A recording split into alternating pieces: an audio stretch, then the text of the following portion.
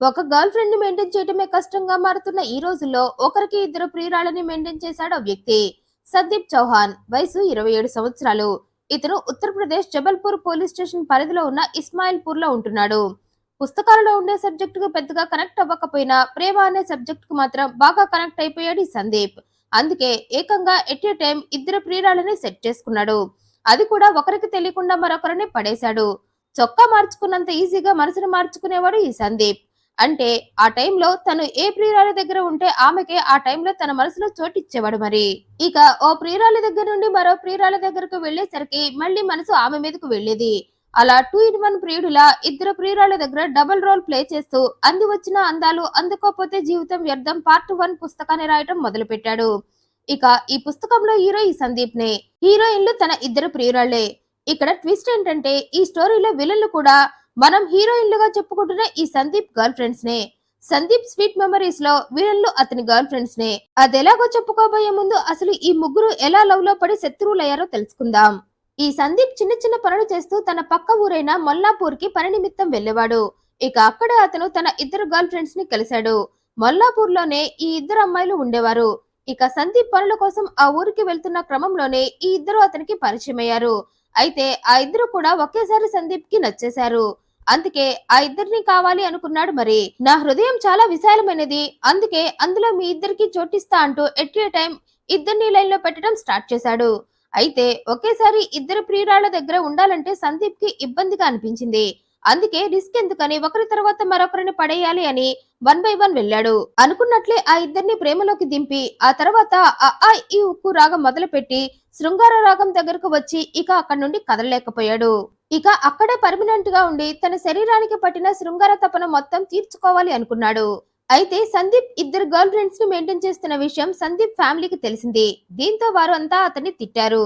పైగా ఇక్కడే ఈ సందీప్ అనుకున్నదంతా రివర్స్ అయిపోయింది. అదెలాగంటే ఈ సందీప్ అత్యాశకు పోయి ఇద్దరు గర్ల్ ఫ్రెండ్స్ ని ఒకరికి తెలియకుండా మరొకరిని మెయింటైన్ చేసిందే కాక అత్యాశకు పరాకాష్ట అన్నట్లు ఆ ఇద్దరితో తను శృంగారం చేస్తూ ఉండగా వీడియోలు కూడా తీసుకున్నాడు.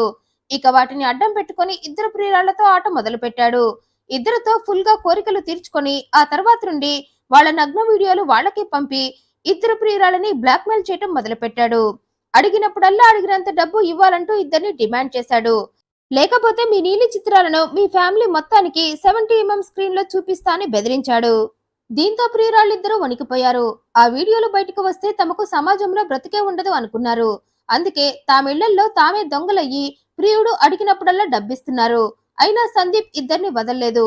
వాళ్ళను శారీరకంగా కూడా వాడుకుంటూ ఇబ్బంది పడుతున్నాడు. అప్పటికే ప్రియుడి చేతిలో ఘోరంగా మోసపోయామని తెలుసుకున్న ఆ ఇద్దరు సందీప్ తో బెడ్ షేర్ చేసుకోవటం మానేశారు. కానీ అప్పటికే ప్రియురాళ్లతో సుఖానికి అలవాటు పడిపోయిన సందీప్ వాళ్లను ఆ వీడియోలతో బెదిరించి మరీ తన గదికి పిలిపించుకునేవాడు.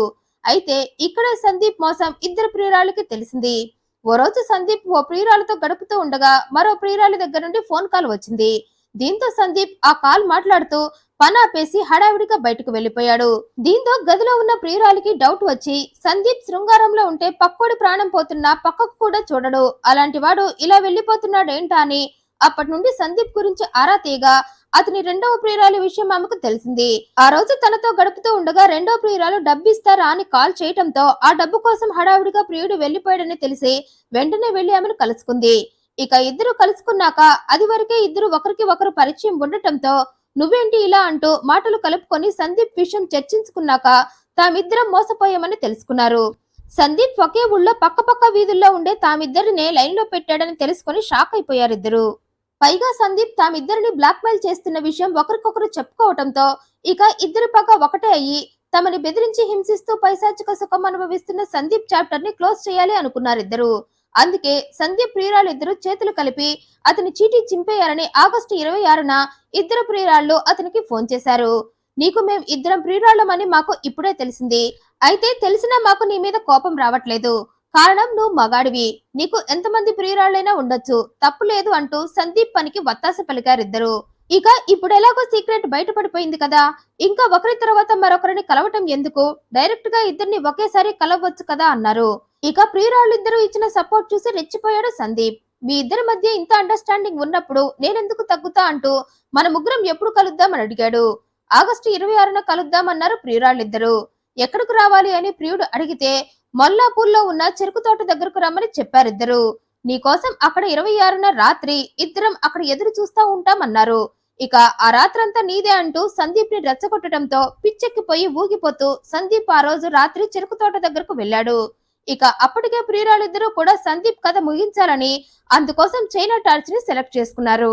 మరే మారణాయుధాన్ని తమ వెంట తీసుకువెళ్లినా సందీప్ కి డౌట్ వస్తుందని, అప్పుడు సందీప్ ఎలర్ట్ అయ్యి తమ చేతికి ఎక్కడ చిక్కకుండా పోతాడో అని చీకట్లో టార్చ్ లైట్ పట్టుకొని వస్తున్నట్లుగా ఉండాలని ఓ టార్చ్ లైట్ ని తమ వెంట తీసుకువెళ్లారిద్దరు. ఇక ఆ టార్చ్ తోనే సందీప్ తల పగలగొట్టి చంపేయాలని వారి ప్లాన్. అందుకే చైనా టార్చ్ ని వేసుకొని ఇద్దరు చీకట్లో చెరుకు తోట దగ్గరకు వెళ్లారు. ఇక అప్పటికే సందీప్ వీరిద్దరి కోసం యుద్ధం కోసం ఎదురు చూస్తున్న సైనికుడిలా రెడీగా ఉన్నాడు. వాళ్ళు రాగానే ప్రియురాలిద్దరిని కలిసి వాళ్ల ఒళ్ళో సేద తీరుతూ ఉన్నాడు. ఈలోగా సందీప్ ని తన ఒడిలో పడుకోబెట్టుకున్న ఓ ప్రియురాలు అతని తల నిమురుతూ ఒక్కసారిగా అతని జుట్టు పట్టుకొని తల కదలకుండా పట్టుకుంది. ఇక పక్కనే ఉన్న మరో ప్రియురాలు తన చేతిలో ఉన్న చైనా టార్చ్ తో టపీ టపీ మంటూ ఓ డజన్ సార్లు సందీప్ తలపై మారు మ్రోగించింది. అలా గ్యాప్ లేకుండా తల మీద దెబ్బ పడుతూనే ఉండటంతో సందీప్ కి లేచే ఛాన్స్ కూడా లేకుండా పోయింది. అసలు లేస్తే కదా పారిపోయే అవకాశం ఉండేది మరి. కానీ ప్రియురాలిద్దరూ ఆ ఛాన్స్ సందీప్ కి ఇవ్వనే లేదు. అతని తల పగిలి రక్తం దారగా కారేదాకా వాళ్ల కసితీరా అతని తలపై కొబ్బరికాయ కొట్టినట్లు టార్చ్ తో కొట్టి కొట్టి అతన్ని చంపేశారు. దీంతో అప్పటికే ఆ టార్చ్ పని అయిపోయింది. మరి చైనా పీస్ కదా, గ్యారంటీ లేక పీస్ అయిపోయింది. దీంతో ఇక ఈ టార్చ్ మనకెందుకు అని దాన్ని అక్కడే పడేసి అతని శవం కూడా పోలీసులు గుర్తుపట్టాలని సందీప్ పర్సుని అతని శవం పక్కనే పడేసి అక్కడి నుండి ఇద్దరు వెళ్లిపోయారు. అలా 3 రోజులైంది. ఆగస్టు 29న కొంతమంది కూలీలు చెరుకు తోటకు వచ్చేసరికి వారికి విపరీతమైన దుర్వాసన వస్తూ ఉండటంతో విషయం పోలీసులకు చెప్పారు. దీంతో కొద్దిసేపటికే పోలీసులు చెరుకు తోట దగ్గరకు వచ్చి శవాన్ని హ్యాండ్ ఓవర్ చేసుకుని పక్కనే పీస్ అయిన చైనా టార్చ్ ని, ఆ పక్కనే ఉన్న పర్సుని చూసి ఆ పర్సులో ఉన్న ఫోటో చూసి ఆ శవం సందీప్ గా తెలిసి ఆ టార్చ్ కి రక్తం ఉండటంతో హంతకులు ఆ టార్చ్ తోనే సందీప్ తల పగలగొట్టి చంపి ఉంటారని భావించి సందీప్ చనిపోయినట్లుగా అతని కుటుంబ సభ్యులకు చెప్పారు. ఇక అప్పటికే సందీప్ కోసం 3 రోజులుగా వెతికి పోలీస్ కేసు పెడదాం అనుకుంటున్న ఫ్యామిలీ అతని మరణ వార్త తెలుసుకొని ఖచ్చితంగా సందీప్ ని అతని ప్రియురాలిద్దరే చంపేసి ఉంటారన్నారు. సందీప్ ఆ ఇద్దరిని మెయింటైన్ చేస్తూ వాళ్లతో ఆడుకున్నాడని ఆ విషయం మాకు తెలిసి తిట్టామన్నారు. దీంతో పోలీసులు సందీప్ ప్రియురాలిద్దరిని పట్టుకున్నారు. ఇక విచారణలో తామిద్దరిని సందీప్ మోసం చేశాడని, ప్రేమ పేరుతో ఒకరి తర్వాత మరొకరిని ట్రాప్ చేసి తన కోరికలు తీర్చుకుంటూ బ్లాక్ మెయిల్ చేస్తూ తమని వేధించాడని, ఇక అతని టార్చర్ తమ వల్ల కాకే మేమిద్దరం కలిసి చైనా టార్చ్ తో అతని తల పగలగొట్టి చంపేశామని చెప్పారిద్దరు. నేరం అంగీకరించడంతో పోలీసులు ఇద్దరిని అరెస్ట్ చేశారు. ఈ వీడియోపై మీ అభిప్రాయాన్ని కమెంట్ రూపంలో తెలియజేయండి. మరింత ఇంట్రెస్టింగ్ అండ్ జెన్యూన్ ఇన్ఫర్మేషన్ కోసం ఈ వీడియోని లైక్ చేయండి, షేర్ చేయండి, మా ఛానల్ సబ్స్క్రైబ్ చేయండి. Thank you for watching.